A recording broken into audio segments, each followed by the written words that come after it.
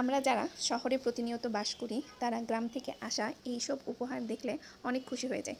অনেকের কাছে অনেক সামান্য হলেও যারা শহরে থাকে তাদের কাছে এইটা অনেক বেশি।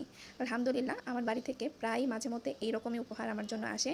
তবে এবার আমি কাঁঠাল চেয়ে পাঠিয়েছিলাম যে আমার একটা কাঁঠাল লাগবে, আর আমার জামাই গাছের সব থেকে কচি কাঁঠাল আমার জন্য নিয়ে এসেছে।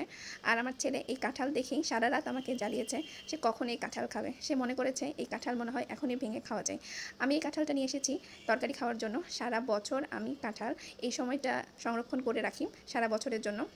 আমার কাঁচা কাঁঠাল অনেক মজা লাগে, যে কোনো তরকারি, মাংস বা কাবাব বানানোর জন্য আমি এটা রাখি। প্রতি বছরই আমি কাঁচা কাঁঠালের কিছু না কিছু বানিয়ে ফ্রিজে সংরক্ষণ করি।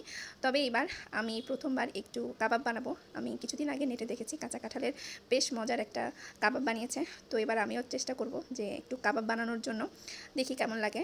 আর কাঁচা কাঁঠাল কিন্তু পাকা কাঁঠালের চেয়ে বেশি পুষ্টিকর। কাঁঠাল খেতে যতটা মজা লাগে কাটা কিন্তু তার থেকে 3 ডবল বেশি কষ্টের। তো আলহামদুলিল্লাহ আমি এই কষ্টের কাজটা বেশ ভালোভাবেই করলাম। কাঁঠাল কাটার পর এইভাবে হলুদ পানিতে ভিজিয়ে রাখতে হয় যাতে কাঁঠালটা কালো না হয়ে যায়। কাটার পরে হলুদ দিলে কালারটা ডিসকালার হয় না, দেখতে ভালো লাগে।